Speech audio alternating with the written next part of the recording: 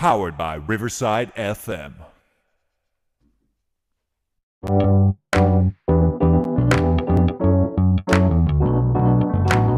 Powered by Riverside.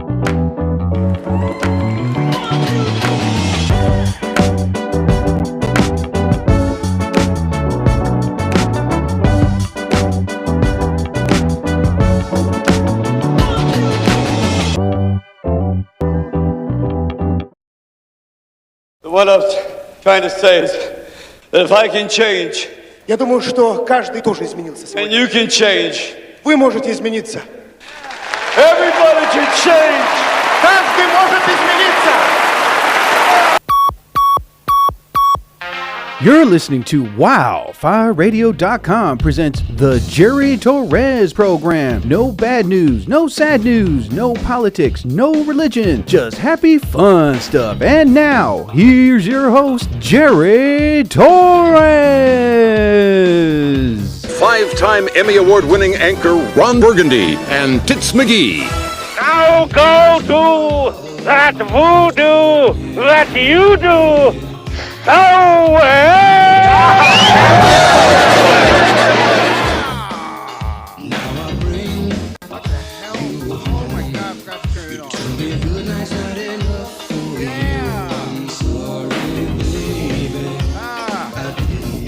Welcome one and all to another edition episode of the Jerry Torres program. Yeah! It's Russian folk dancing, dude! Get down! Ah, shake that booty! Yeah! Who doesn't like Russian folk music? Tis the shit. Everybody get down! I'm gonna blast this into my car. Yeah! Feel it, dog. Anyway. Oh my God. Welcome everyone to another edition also opposado episode of the Jerry Torres program. Hot damn it. Oh my God. Yeah. What an interesting day I had yesterday. I cut the grass and I managed to cut it to a point where everything was nice and even. Yeah. Ah, you see? Look at that. Every edge, every weed dead. And then I did my neighbor's yard and he said, "Get off my lawn." Yeah, I got you, buddy. Anyway, yeah, so I did everything precise. I cut my backyard and front yard, and then I got my weed whacker and I really went to work. I got the edges. I got these stubborn weeds that were like growing around these flowers that I'm growing, and I trimmed the sidewalk. And oh my God, I was out there for almost cutting the lawn for a spot on 2 hours. Yeah, 2 hours. So it was a happy kazoo day. That's what it was. Yeah. But there's nothing like Russian folk music. Yeah! Get down, dog! Shake that booty! Yeah! Anyway. So I grabbed my weed whacker and I started like getting the sidewalks, getting those weeds that are like stubborn, like growing on the edge of your driveway. And oh God.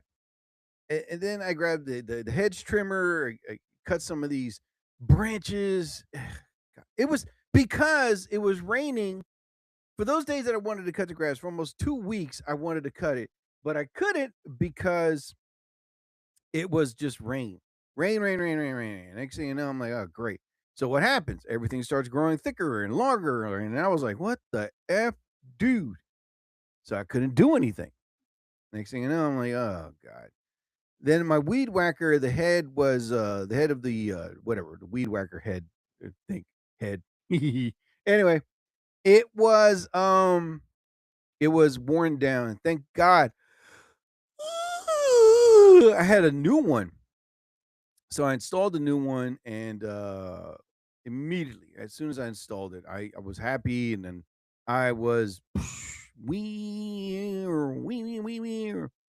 almost like, what is it? Almost 30, 45 minutes trimming every corner in my front yard, my driveway, all these weeds that were like, stubborn, like like they were just, it just didn't look in place. So I was just trimming it, killing it, and then I grabbed the weed whacker and then the weed killer, and that's when I was spraying it on I would spray it on these weeds that one day I would cut, and then all of a sudden 4 days later it would grow back at the same spot.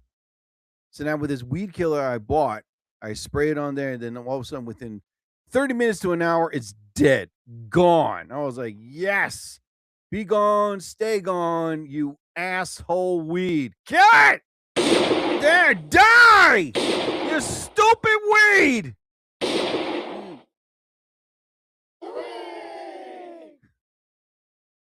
And then after that, I played Russian folk music. Yeah! The weed is dead. Despedonia. Everybody, boogie. This is Valdemir, the DJ Valdemir Krostov. Everybody, get down and boogie. Do you all feel good? Anyway. Some people can say, where did you get that Russian folk music? No, it was from the movie Patton. Okay, that's where I got it. Anyway, so almost 2.5 hours cutting grass, trimming, weed whacking weeds, and spraying weed killer. I was just like, and thank God, like the sun, it wasn't that hot of a day. Thank God. And it was like early. I started cutting like around 9:30 in the morning. I figured it would give it enough time for my neighbors to go to work, and there was like nobody in their driveway, nobody parked, on the streets, which gave me enough room to like trim all these weeds that were growing up like on the curb. It just didn't look right. It looked disgusting. I was like, yeah, what the fuck? No, you're gonna die today. I'm sorry. I'm sorry. I was like, no, you're gonna die, you stupid weed. Yeah. So I managed to do everything, and then when I was done, I grabbed the broom. There was these rocks, and then I grabbed the blower and blew everything around. That didn't sound right. But the blower blew everything off, and the next thing you know, I was satisfied with the work I did. Content that there was no all these like extracted weeds and tall grass, and oh my god, I was so relieved and satisfied in my work that I just did a good job. You know what I mean? Yeah, and I started cutting everything. Like I said, around 9:30, I started cutting because again, it was I wanted to be respectful to my neighbors. They say at 7:01 it's a legal thing. I'm like, maybe in your world, in my world, it's like I respect my neighbors, and some of them are still asleep. Some of them don't leave the house till like around 10 or 10:30. Believe it or not, that's depending on their shift from their job. So imagine if I started cutting my grass at 7 or 8 in the morning, I'm going to hear it. It's not going to be violent, you know what I mean? They're not going to call the police, but one day they're going to be coming home, and then they see me. Hey, Jerry, do me a favor, please. Can you start out your lawnmower first thing early in the morning, dude? Please. And the next thing you know, I'm like, I got to be respectful. So I figured 9:30 was the perfect time to start doing everything. And my second job, I remember when I was a kid, when I was a teenager, was landscaping. It was my uncle's business. And yeah, he taught me everything, how to cut grass right, trim hedges, be careful of poison ivy and poison oak. Um, and thanks to his technique in hedge trimming and grass and all that stuff and landscaping, I pretty much picked it up from him. And oh my goodness, was I so satisfied. So that's all done. Then the next thing everything was perfected. That's all. Then I cleaned my house, did my laundry. Oh my god, man. I had a pretty busy day yesterday. Then I went to open mic. It was a lot of fun. All the comedians had a great time. And this is the one thing I'm going to talk about right now. right? After the show last night, Selena and the rest of the comedians, I went on first, and I love going on first just to get it out of the way. And I tried new material. Barely some of them worked. You know what I mean? But it's open mic. You're trying out new material. Any comedian would tell you that. Veteran like me. It's like you're trying out new material. You got to see if it works. And if it doesn't work, you go back to the drawing board, resketch it, rewrite it, rehearse it. I have my best friend who's a fantastic writer, Anthony Acosta. I would go to him and say, "Hey, you got to help me, dude. What fits here, what doesn't? What goes here, what doesn't?" And he'll tell me. He'll give it to me. He's not like those comedians that I've known in the past. No, you got to figure it yourself. Fuck you, you dickbag. All right, you got to share your ideas, dude. Because in the long run, in the end, you're gonna ask me for my help. But anyway, so last night I did open mic. I did new material, and again, all the comedians were great. It was great seeing everybody there. Now I wasn't there, but I was outside talking to Selena about things that are happening. And there was a comedian. I'm not gonna give his name, but he was a gentleman. He had a big beard and everything, and he comes outside and he was like, "Oh man, I hated my set." And well, I apologize if I didn't see it. I'm going home. Selena was talking to me, and the next thing you know, he was taking something really personal. Like he was just like slapping his hand on his forehead. I can't believe it. No, no. He took his act very personal. Like it everyone is there. Listen, all entertainers are their own worst critics. I understand. I'm one of them. But this guy was like he wasn't yelling or screaming or taking it out on other people. No, but he was just like, no, I can't believe I did that. I can't believe I did that. No, no. He's like, I'm sorry, I'm sorry, I'm sorry. But when I do a set and it's like I got to make sure everything comes right, and I tried new material, didn't work. No, I'm upset with myself. It was a horrible set. I didn't like it. So then I jumped in and said something to him like, listen, dude, relax. I tried new material tonight, and it didn't work. Doesn't bother me. I just know I have to go back and make it better. He's like, yeah, I understand, dude. But you see, you have to understand, I take it very personal, and it's like I'm a hard critic on myself. And not to take it out on you, but I just didn't like my set tonight. I didn't like my set. It's like, dude, it's open mic. And it's like, all right, to each their own. You know what I mean? But I mean, hey, that's what open mics is about. You don't have to take it too personal, dude. And again, he didn't react like verbal, like defensive or upset or like personally extracting his emotions onto other people. No, he wasn't like that. He took it all on himself. Him, me, I, myself, and him. Me, myself, and I. Him, I, and you. There you go. Or wait, him, I, and let me see. Me and myself. Well, somebody. Anyway, like so, and he was telling us how he was in New York for 90 days and he lived in his SUV. Right? I was like, what? So did you perform in the clubs? He said, yeah, I performed in Laughing Buddha.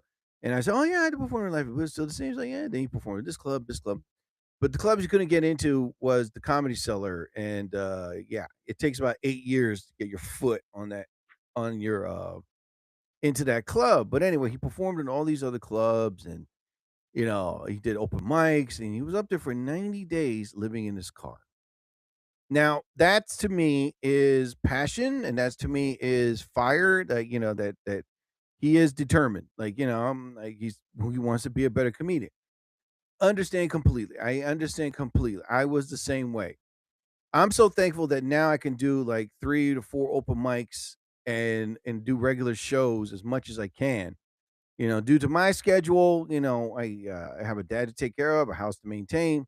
But whenever I have a show, or I can do open mic, some of them are not too far from my house. I'm very thankful for that. There was a time, remember, I used to go drive all the way to Philadelphia, North Jersey, you know. But besides all that, back to this gentleman, he really like put himself down. Like, he really took it personal. And in my head, I'm thinking, let me say something to this guy to encourage him. But again, he wasn't being rude, disrespectful, or taking it out on anybody. It was all on himself. He was saying it, and he manned up. He's like, "Listen, I'm not taking it on you guys.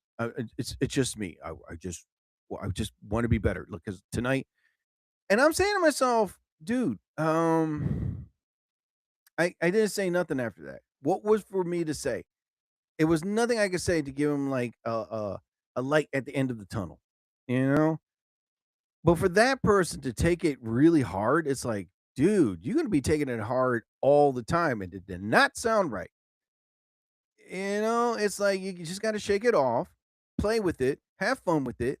Because I was telling you, listen, when I was on stage and the joke didn't work, I played with it. That's what you got to do.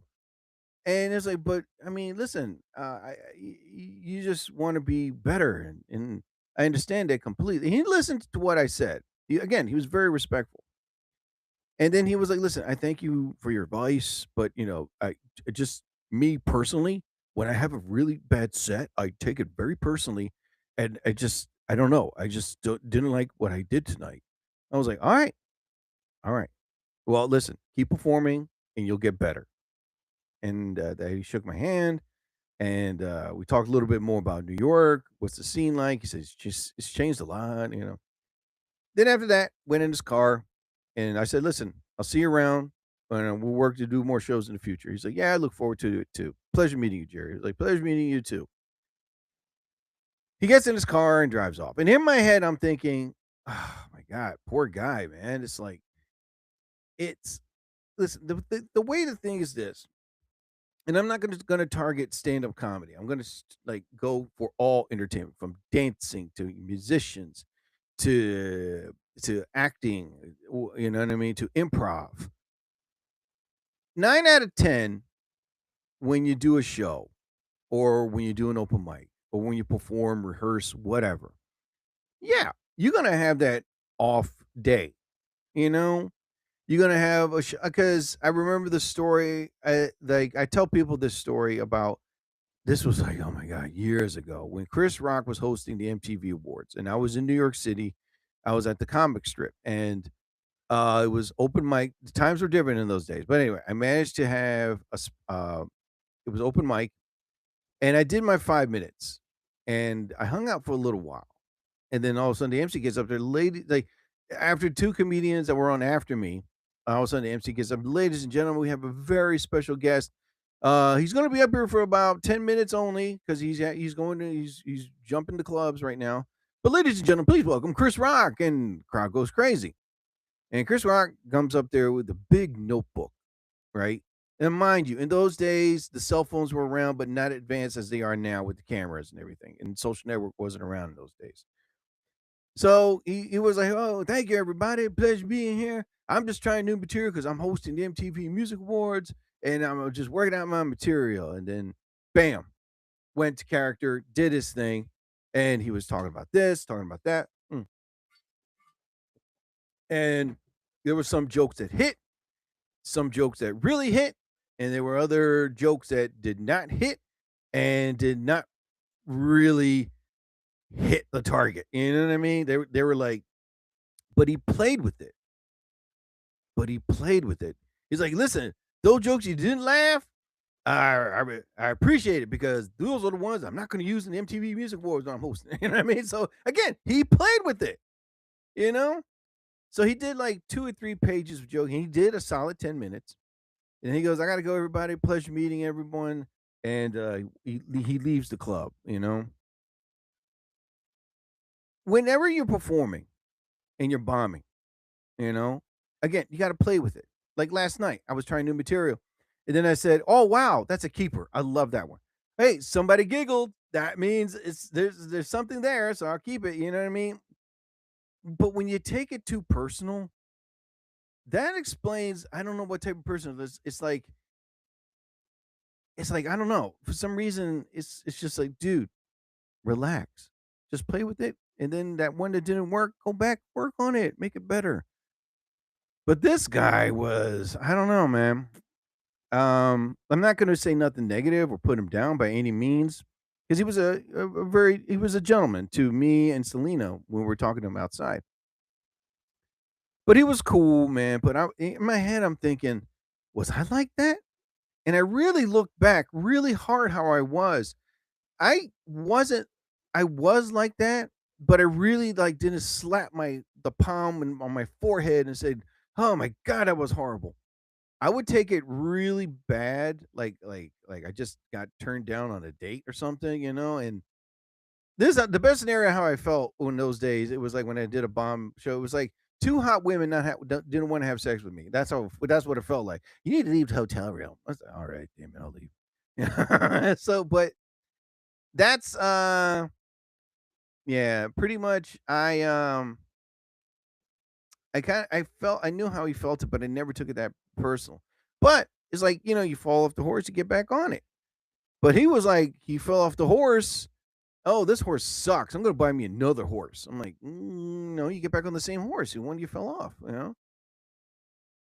I don't know, man. And I look back how I was. All I did was went back, and again, I recorded audio. Again, in those days, it was a different time. I would record my sets, and I would go back, listen to it, and be like, there's something there. Okay, they didn't laugh there. Why didn't I? Then I would go back to my notes, and I would tighten it up, and then I would call some of my friends who were like comic writers and say, "This, you got to help me." And the economy was a little different. It's like $20. I could get a full set. Nowadays it's like 100 to up to $500. To get a good comic writer to help you with your stuff. But I understand where he's coming from, but it's like, dude, you're gonna get your good days and bad days, good material and bad material. Just get, it'll be better. You'll get better. And you learn from this. That's another thing. You learn from this. But he was like, I don't want to learn from it. I want huge responses. I'm like, okay, yeah. But anyway, don't take it personal. Just keep performing and get better. That's it. That's how you sharpen your blade. Ay, Dios mío. Good God. Man. Yeah, so that's how you get better, people. All right. Yes. Thank you. Oh, my God. You guys are beautiful. Thank you so much. Stay seated. Yeah.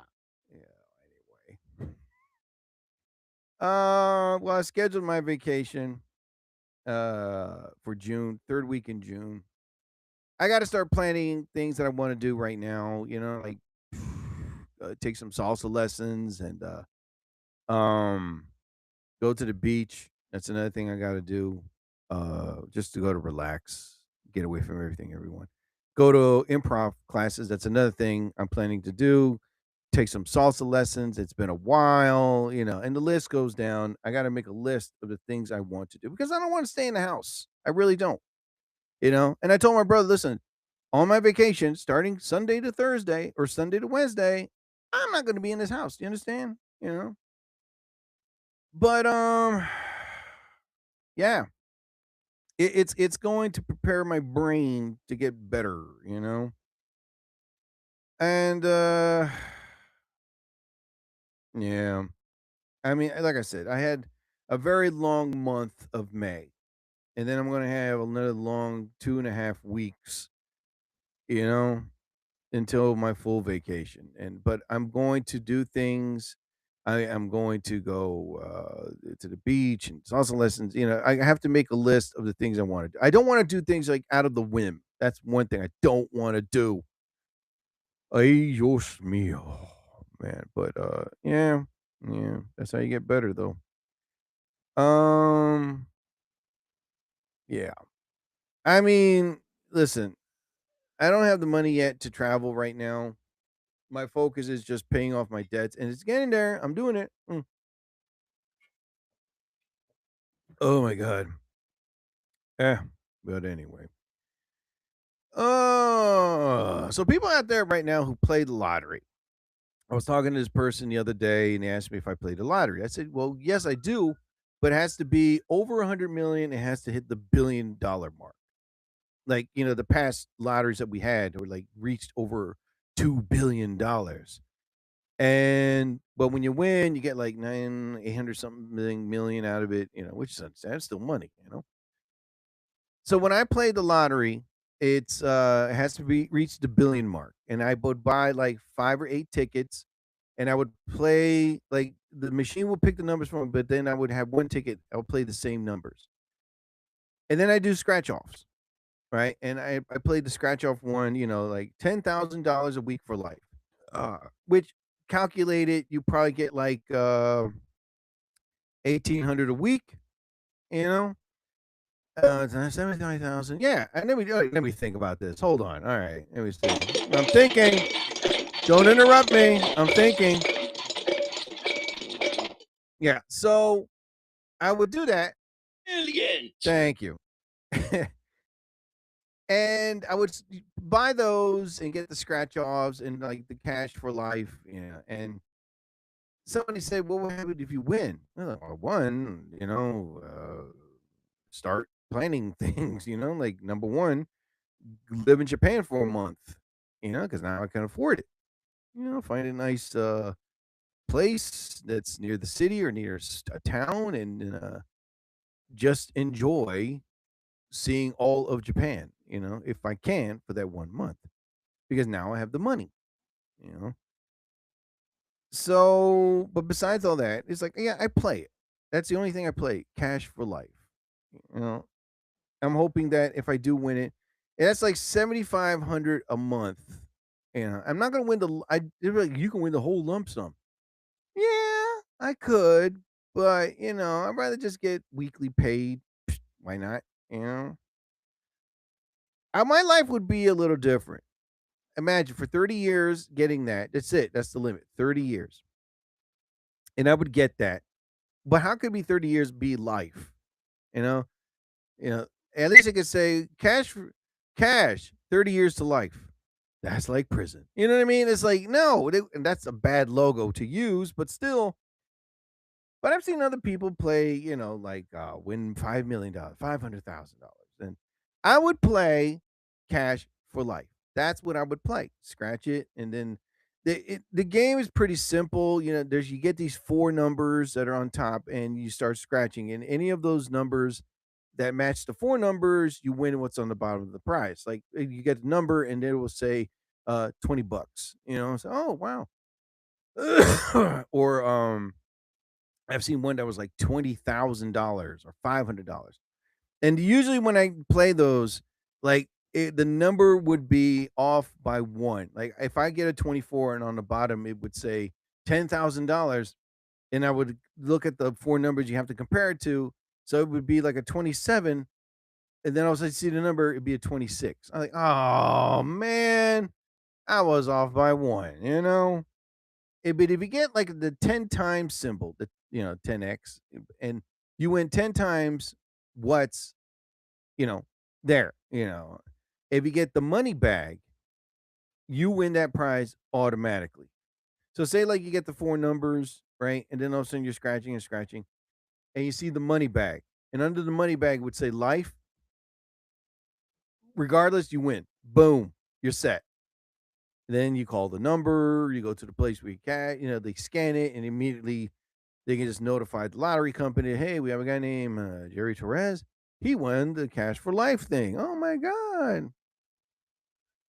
Listen, I'm hopeful every day, because I like to retire and do things and travel. Maybe do some comedy clubs in Japan, or in Australia. Somewhere, far and away from the States. But we'll see, man. I'm not giving up hope. I'm not going to stop playing the lottery because these scratch offs are pretty much simple, and I'm hoping like to play them, get better, have fun, and God willing, I could win the money, and then next thing you know, I can do the things I've always wanted to do. Hey, goody lordy, lordy. Oh my God, I gotta get tea. I knew I should have made some tea before I came on. So listen, there's nothing wrong playing the lottery. But for me personally, when I play it, it has to reach the $1 billion mark. Or then I only play cash for life. That's it. And who knows? Oh, my nose. Hold on.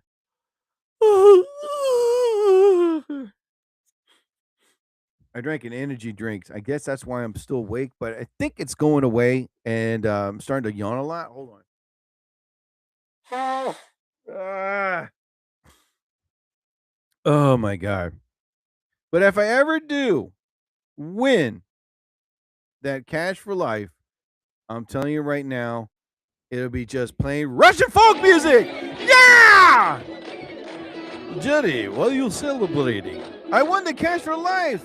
Ah! Then we dance. Dance, my friend. All right, you know, Dimitri, I'm not going to buy nothing. I understand. But you cannot do Russian folk dancing and dancing music kids for free. Dance with me. Yeah. Anyway.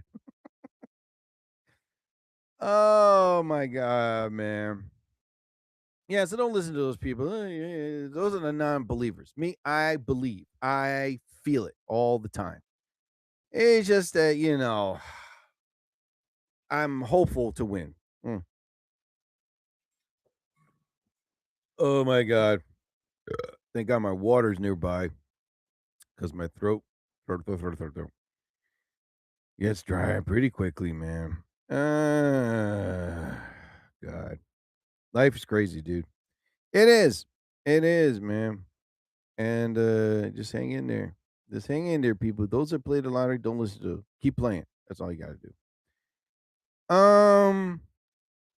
You know what? I was going to talk about more stuff. I'm not going to see that He-Man movie. I'm not. I am not. I'm not going to see a muscle guy dude in loincloth. Fuck that. You know what I mean? Unless it's like, I don't know, some hot chick with a tight bod. Yeah. Well, and She-Woman. Yeah, I would see it. I would not see He-Man. Nah. Listen, the He-Man thing just died on me many moons ago. So yeah, I'm not into the He-Man thing anymore. Same thing with the Transformers, yeah, I'm done. As a matter of fact, let's find out what the hell's going on. Okay. Masters of the Universe. All right, here we go. Masters of the Universe. There we go. Okay, so now on Rotten Tomatoes, on Tomatoes as they call it. There we go. It is nothing. I don't see a rating on it yet. Oh my god, it's almost 3 hours. 2 hours and 12 minutes. Fuck that. No. That's way too long. No, I am really not gonna see that. But besides all that, everybody is anyone that's a He-Man fanatic in my time. They're excited. They're like, oh wow. And I'm like, no, I'm not. Sorry, guys. That's like saying putting Felix the Cat or Betty Boop, the movie. Who's gonna go watch it? No one in this new generation is gonna know who they are. But that's the big hype right now. The hype is that movie Obsession. What other? It's like all these other movies that are coming out. Oh my god, there's so much. You know what? Let me find out. Hold on. Movies that are coming out this weekend. Here we go. Well, the Mandalorian and Grogu, then Pressure. Oh yeah, I really want to see that. That's like close to like 80-some% Rotten Tomatoes. The Breadwinner, The Backrooms. That's a horror film. And other recent titles playing in the heavy rotation. I Love Boosters and Passengers. Not interested. Oh god, you know what? I should have made a cup of coffee before I came on, because my energy drink that zero sugar in it, it's now dying.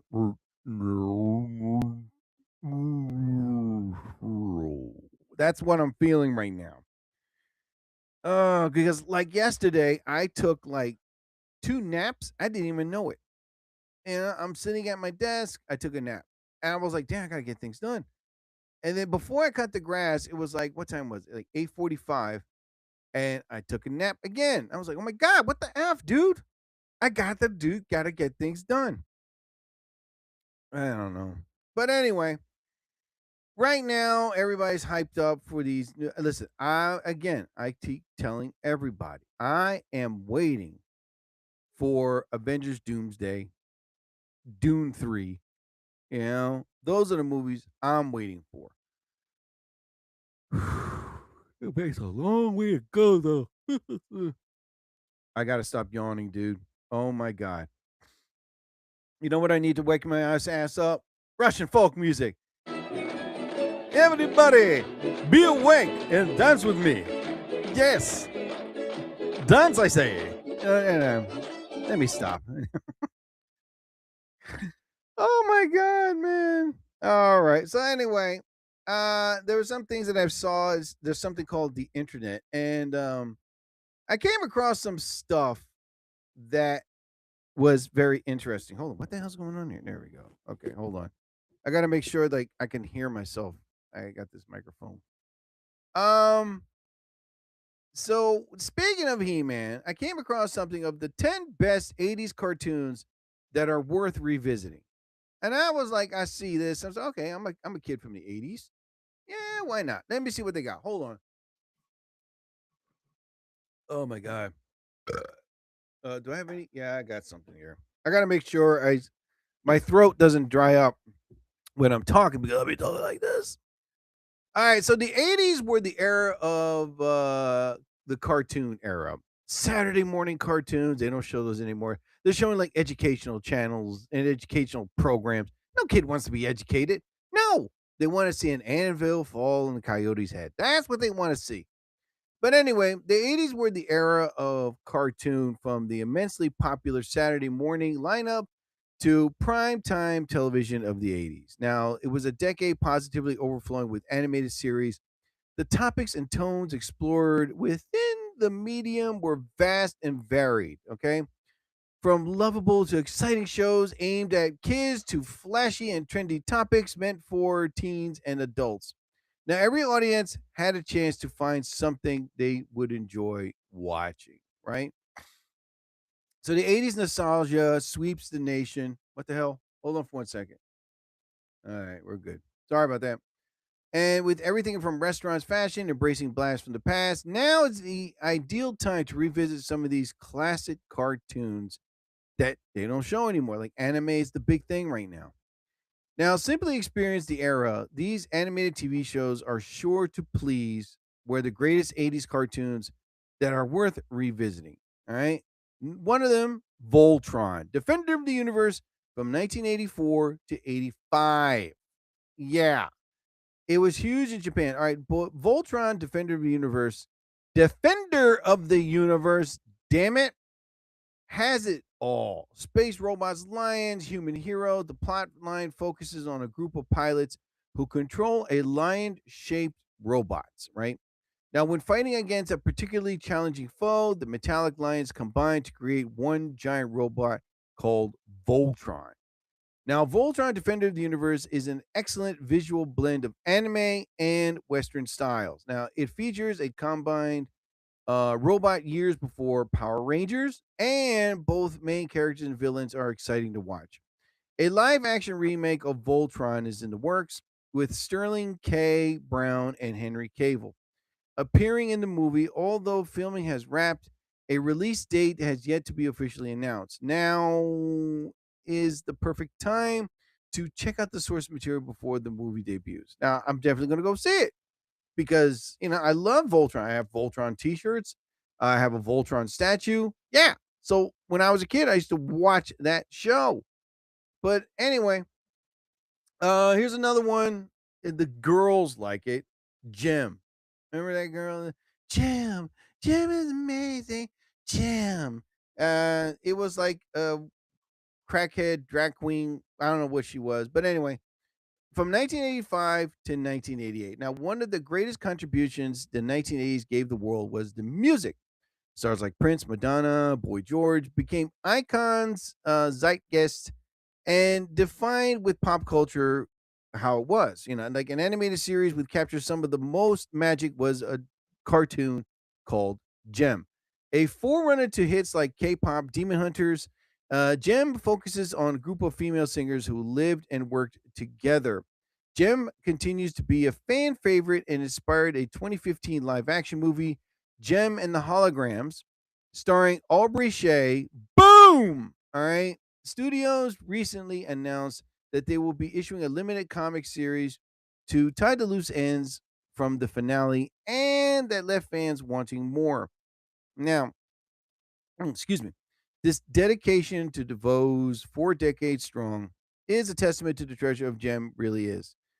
I never saw a cartoon of Jem, never saw an episode, so I really didn't know what the show was about. You know, I mean, if they showed nudity, yeah, I would have watched it. Spider Man. This was the 10 most popular shows of the 80s that are cartoons. Spider Man and his amazing friends. And yes, I watched this faithfully, religiously. Now, it was from 1981 to 1983. Now, with the recent Spider Man Into the Spider Verse, Spider Man No Way Home, the love for the friendly neighborhood's hero is at an all time high. Oh my God. I knew I should drink some coffee, dude. Given the trailer, much anticipated Spider Man Brand New Day with 718 million views, right? This is just the trailer. Now is the time to embrace all things web slinger. Okay. Now, Spider Man and his amazing friend, Spider Man Dan Gevelson, teams up with the Iceman, Frank Welker, and Firestar Kathy Garver. These were the voices to fight crime in New York City in a stellar series because comic book fans not only get to see Spider Man in action, but also recognize cameos from the famous Marvel characters as well. Spider Man and his amazing friends is interesting to watch, and Spider Man interacts with other superheroes. Most of the other TV shows involve the Cape Crusader. I mean, not the Cape Crusader, the web slinger. There you go. Fighting villains and grappling with superheroes' woes on his own. So the ensemble set up subline. Uh-huh. Hold on for 1 second. If I smack myself pretty hard.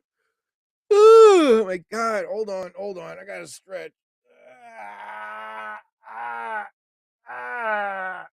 Oh my God.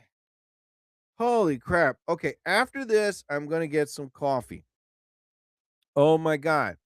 Here was another show from the 80s that was really popular. Thundercats from 85 to 89. Now, the Thundercats hoe. Wait a minute. Do I have a hoe? I know I have a hoe. Hold on. Aha. I got it. Thundercats. What the? Oh, son of a bitch. Where the hell is it? I know I have it here. Hold on. Uno momento, por favor. Wrong one. Thundercats. Ho! Ho, ho. Thundercats. Ho, ho, ho. Anyway, so Thundercats Who, inspiring a movie for several follow-up series. Thundercats follows a feline human hybrid characters who travel to Earth when their home planet is destroyed. Animated series in the 1980s were often full of rich world-building mythos, all right? And Thundercats is no exception. When sci-fi and fantasy, oh my God, hold on, were the two leading genres of the time, Thundercats fit perfectly into the offering and gave audiences a series of full of drama and intrigue. Now, Thundercats, like many series of the 80s, integrally linked to the toy sales. Yes, when these toys came out, they were hot, like the Transformers, G.I. Joe. Now, they were intertwined with their merchandising goals that you often couldn't have one without the other. Now, despite of its obvious attempts to get viewers to buy physical objects, Thundercats told a fascinating story and audience responded. Yes, I was a fan of the Thundercats. And for years, I've been talking about making a full movie. I don't think it's going to happen. They're waiting for the success of Masters of the Universe. If it's successful, then word's going around that they might start filming a Thundercats movie. I ain't getting my hopes up, bro. Transformers from 1984 to 1987. Now, the original Transformers, yes, I watched it. That was my soap opera.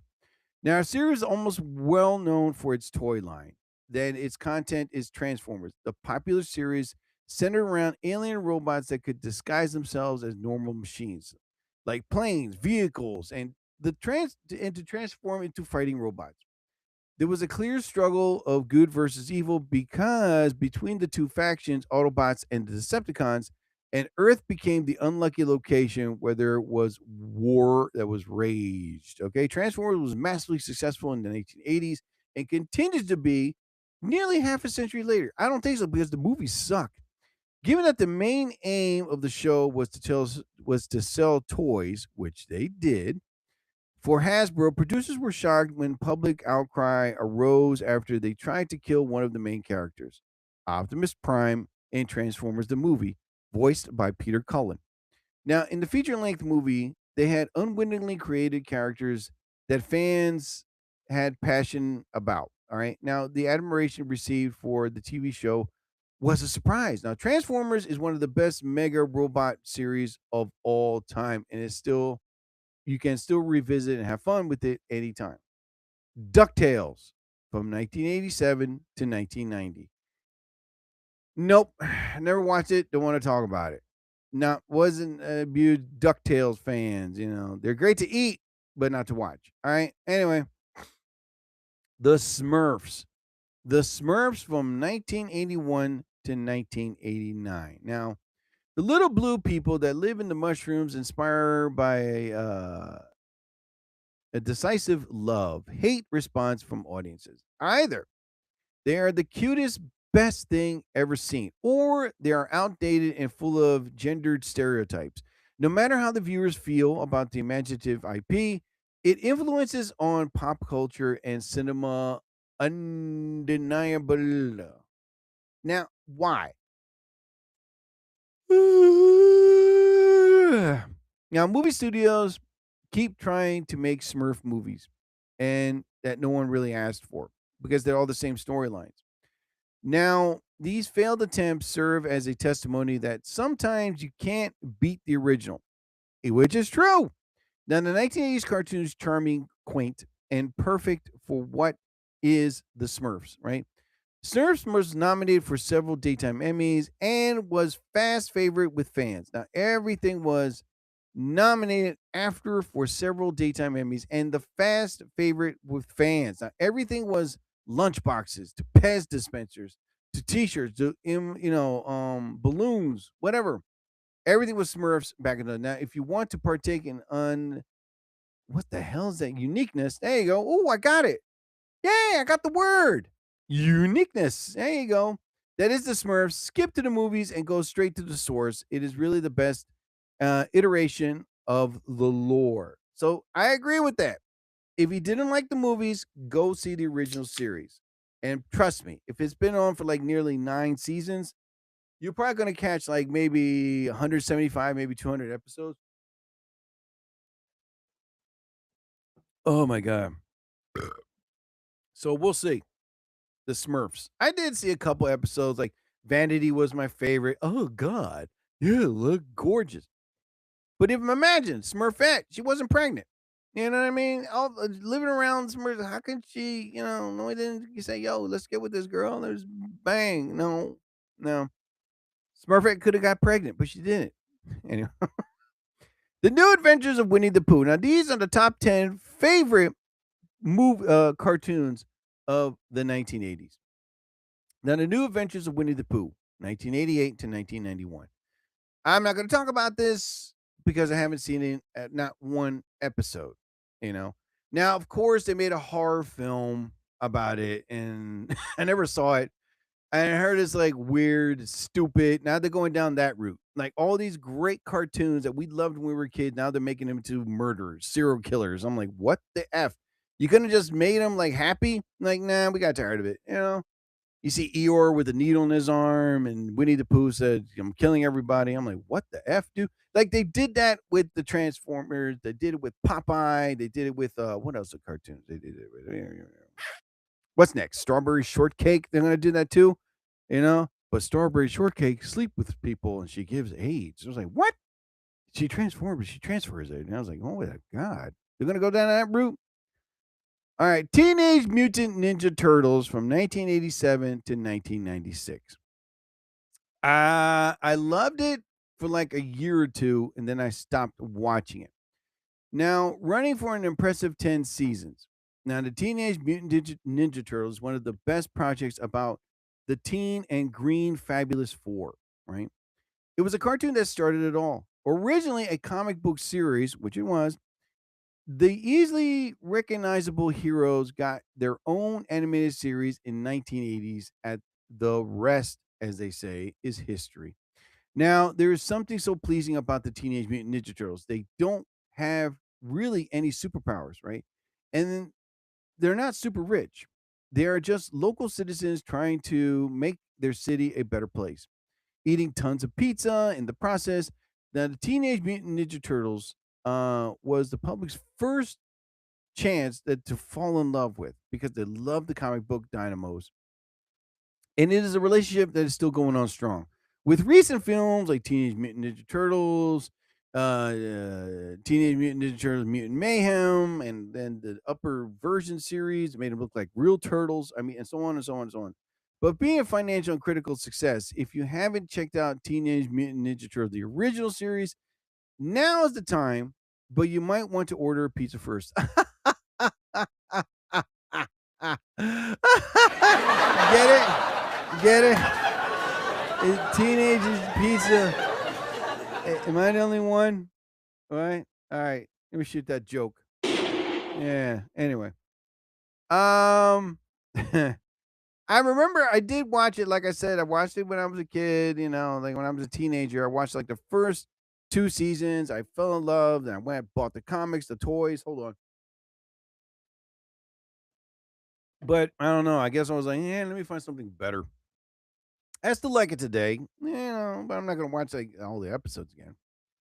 Masters of the Universe from 1983 to 1985. Wow, 83, 84, 85. This show was only on for 3 seasons and became popular. Oh my God.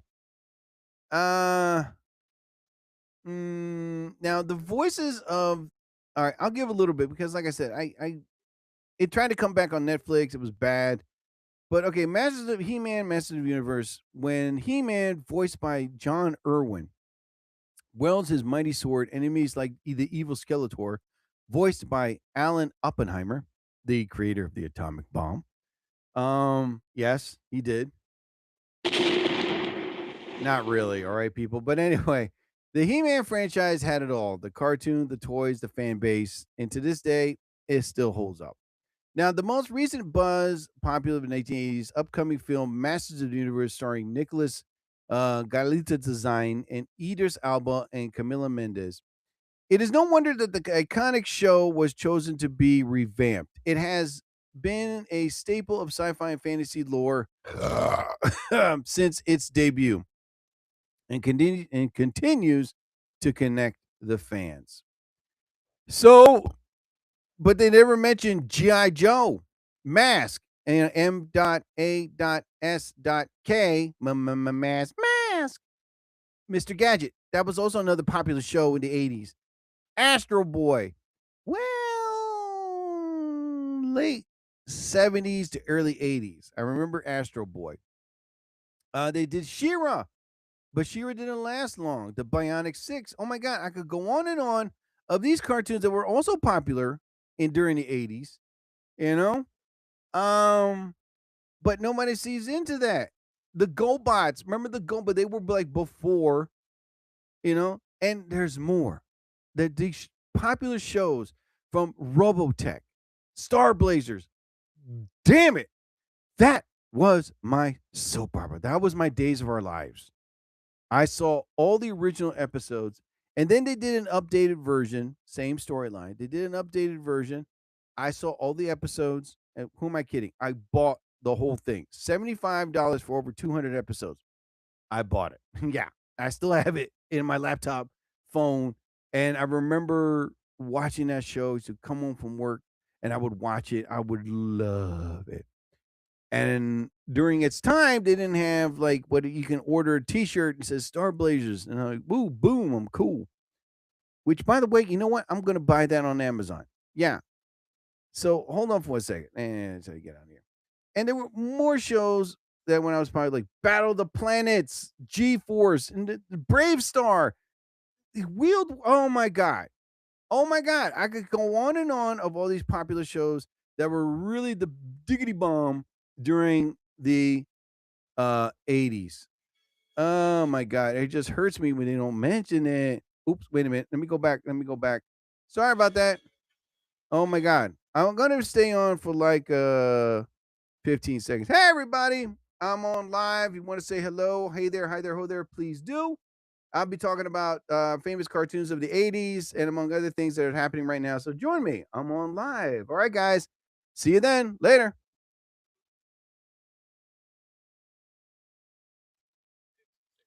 All right. Let me see there. Let me click live now. Oop, no. Now. I'll stay on for like another 10 more minutes on my podcast. Whatever, man. You know? Oops. All right. So I get on here, get on live. Shlabam. 3, 2, 1. And we're on. So listen, all these popular cartoons from the 80s, from Brave Star, Gem, He-Man, Masters of the Universe, Transformers, oh my God, Robotech. I mean, Mr. Inspector Gadget. I don't understand why they never mentioned these shows in the first place. They only mentioned like these other popular cartoons, which was I understand. Thundercats was by Brave Star, you know. And now some of them are now being converted into movies like He-Man, Masters of the Universe, which I got a feeling I don't know if it's going to be a hit or miss or big bomb at the box office. But listen, it is only going to be popular of people from my generation. Like again, I'm from the 80s. I have a coworker that I respect a lot, and he's like, "Yo, Jerry, you gonna go see He-Man, Masters of the Universe?" And I'm like, "No." I'm like, "No, I don't want to see no dude, in a fur loincloth. No, no, no, no, no." He's like, "Why?" He's like, "Nah, it's just that the He-Man thing passed on me. I had the toys, and I saw the cartoons, but I don't know. I guess time itself was like, nah." They made one with Dolph Lundgren. It was, really? I mean, and then now with technology, CGI, and AI advanced as it is, now they can make it better. And I don't know, man. Listen, to each their own of how they're going to make these cartoons that we used to watch when we were teenagers. And from Star Blazers. Again, I say that again. That was my soap opera. I watched that show religiously. And they updated it on Amazon and I downloaded it. I got all 200 something episodes. It cost me like $75, but I didn't care. I wanted it. I still have it. They're on my phone, tablet, and my laptop, just in case I want to see an episode. But the earlier versions of Star Blazers, which came out in the late 70s, early 80s, anime was like for its time in its birth stages to make it better. But by watching like Star Blazers and Brave Star and all these great shows, cartoons from the 80s, it I don't know. When I see them pop up on like some Cartoon Network, it's like I feel this warm nostalgic feeling. It's like, oh wow, I used to watch that show a lot when I was a kid, you know? And it's a good feeling for people in my generation to say, "Oh man, I used to watch this show. I loved it." But when the movie or the show comes out and it's a bomb, is not successful, like they try to come back with the Thundercats, that failed. Then they try to come back with He-Man. It's on Netflix. That failed, Transformers the movies. That failed, And it's like somebody is not doing it right. Great example, the Fantastic Four. When the cartoons came out, it was great. It was successful. Then they try to do movies. They all bombed horribly. Next thing you know, the Fantastic Four franchise and phase and popularity was slowing down immensely. It was to a point where, is anybody going to do this movie and do it right? And for years, no one could hit the mark. And then one day, last year, I saw Fantastic Four. Oh my God, somebody did it right. Somebody did a Galactus right and the Thing right and then the Invisible Man, everything. They did it right. Oh my God, I loved the new Fantastic Four. It was amazing. So you have to ask yourself this. When He-Man Masters of the Universe comes out, you hope for the best and hope they do it right. If they ever make a Transformers movie, whatever the guy's name, Bruckenheimer, stay away from it. Let somebody else do it. I would say if Guillermo del Toro should direct Transformers because I know he's going to do it right. You know, he did it with Pacific Rim. Oh my God, that movie is the bomb. It was so good. You know? So you have to ask yourself, sometimes you have to find the right writer, the right director, the right producer, and if they're going to do it, they have to do it right for the fans, for the people that loved it. Because the second you go in a misdirection, you do it wrong, you know, you're going to be upset. You're going to be like, what the F? You ruined it. You ruined the franchise. And the people that were fans of that show or the movie or the cartoon, next thing you know, they ruined it. They're not going to watch it anymore. Like Fantastic Four, again, I bring it up again. It was like that. It was like on the verge of failing. And then finally, when they did it right, you had all these fans like going crazy because why? Because somebody filmed it and did it right. You know, the actors, the writing, the performances, Galactus. So if He-Man Masters of the Universe fails, it's going to be like, well, they tried and tried again. Stop trying. I mean, it's like, forget it. So again, you have to find like all these 80s shows like A-Team, Miami Vice, that were really popular. They made them into movies. Some of them hit, some of them miss. But it takes the right writer, the right director, the right producer, and right actors to bring it back to where it was. The performances, the nostalgic feeling. You got to find the right person to do it and do it right. It's not going to be easy, and Hollywood's going to be like, no, we'll do it our way. If it's a director and a writer, let them do it their way. If you're a producer, shut up and just give money. That's your job. Your job is not to interfere and say, I can make this better. Like Bruckheimer, or whatever his name is, when he ruined the Transformers franchise. He made Bumblebee, like, give recordings. Give him a voice. Let him talk. The cartoon version did it, but no, this new Bumblebee is like, no, we'll make him a Mustang and we'll make him funny. We'll make him the Jar Jar Binks of Transformers. God. So whatever happens when He-Man Masters of the Universe comes out, I am not going to watch it because I'm already disappointed. I watched the cartoon when I was a kid, and then when the movie version with Dolph Lundgren came out, that's where everything went, But we'll see. We'll see, man. There's some people that might love it. Some people are going to be walking out of the theater disappointed. But the one thing you should understand, to any of you guys remaking or rebooting or revamping all these nostalgic cartoons and shows that we used to watch when we were kids, if you're going to do it right. If you're going to create it and write it, do your research. Don't just say, hey, I'll just write a script about these guys and let's just do it. No. Watch the cartoons, read the comic books, talk to the fans. And that's how you make a movie right. Because that's how this new Fantastic Four came out. That's how these guys did it. What did we do wrong that the other last, Fantastic Four, did wrong and horribly? Okay, let's sit down and talk. And now when you listen, you're going to do it right. And that's how you got to do it. Listen, and then you'll do it right. Just like listening to my program. Anyway, ladies and gentlemen, thank you all for listening to another episode of the Jerry Torres program. I appreciate everybody coming on, staying on. As you all well know, I am an accomplished author. I've written a book entitled Chinese Food for Breakfast. You can find my book either on lulu.com, that is Lulu, or on Amazon Kindle. And it's an ebook. You can download the book, read the book anytime, anywhere on your phone, tablet, or your laptop. And the book is only $4, people, so you're really not going to be breaking the bank. So download the book today and enjoy a good read, Chinese Food for Breakfast, all right? Also, listen to my good friend Letice Mitchell's podcast show, Tice Talk. She's in the works of making a comeback. And her podcast show, you can listen to her previous podcast shows on TikTok, Instagram, or on YouTube, and also on iHeartRadio. Her podcast show is about fun, life, family, love.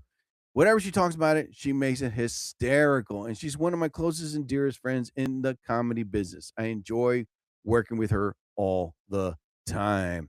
So go ahead, find Letice Mitchell's podcast show, Tice Talk. And again, you can listen to her previous podcast shows on TikTok, Instagram, or on YouTube, or on iHeartRadio. She'll make a comeback, and she'll make a comeback really soon. So listen to Tice Tice Talk. In your face. Tice Talk with Latisse Mitchell. Sunday. Tice Talk. Real bad. Tice. Get wrecked. Also, listen to Gordo B. He's an up-and-coming hip-hop artist. He's one of my closest and dearest co-workers out there. This guy can make music, and man, he is exploding right now in the hip-hop world. You can listen to his music on TikTok, Instagram, or on YouTube. His name is Gordo B. Gordo, big letter B. All right? So you can find him on TikTok, Instagram, or on YouTube. You can download any of his music on YouTube and on Instagram. Listen to his latest new album. He's also in the works of doing a tour, which will be this summer. And I'll give you the locations where he's performing, and he's opening up for some people, but he will make a name for himself. It's Gordo B, The Far Side. And again, you can find him on TikTok, Instagram, or on YouTube. And that's Gordo B, again, spelled Gordo, big letter B. Oh, who else is on? Also, listen to Funky Times. You can find Funky Times on TikTok, Instagram, or on YouTube. And they know how to make music and make music right. Hold on, let me get out of here. Where am I? All right, there. Blech. All right, I don't care. Oh my God. So you can find them on TikTok, Instagram, or on YouTube. If you're interested in hiring them for an event, send them an email, hire them, and you won't regret it. I love listening to Funky Times, especially with their music. And speaking of Funky Times, I use their music pretty much to close my podcast. In a 3, 2, and a 1, and a 1, 2, and a 5. 3, 4. Oh my God. Anyway, thank you, ladies and gentlemen, for listening to another episode of the Jerry Torres program. As I always say towards the end of my podcast, whatever religious figure you believe in, may you be blessed. I bid you all a fondue. I'll be back. So I ask you all, please don't go a-changing. I'm a-gon' get it gone and a bye.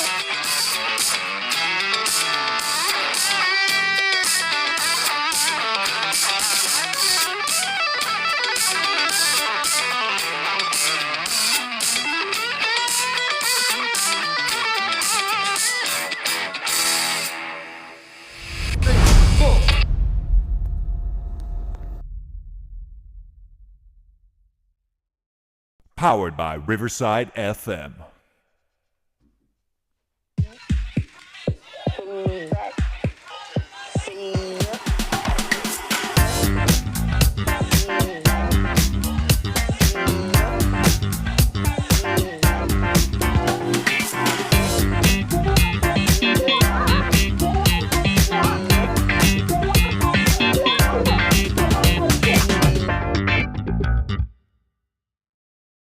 Limited time offer. No purchase necessary. Offer valid at participating locations. Void where prohibited. No animals were harmed during the production of this soundboard. Subject to change without notice. Side effects include dry mouth, occasional pig snort or two, sore stomach, teary eyes, achy jaws, and whatever tingles well. Laughing heart. You've just heard the Jerry Torres program on Spotify, Riverside Music, YouTube Music, and listen to him and other podcast affiliates. Subscribe to the Jerry Torres program on Spotify, because remember, boys and girls, that the Jerry Torres program has been known to bring magic into your heart, mind, and soul.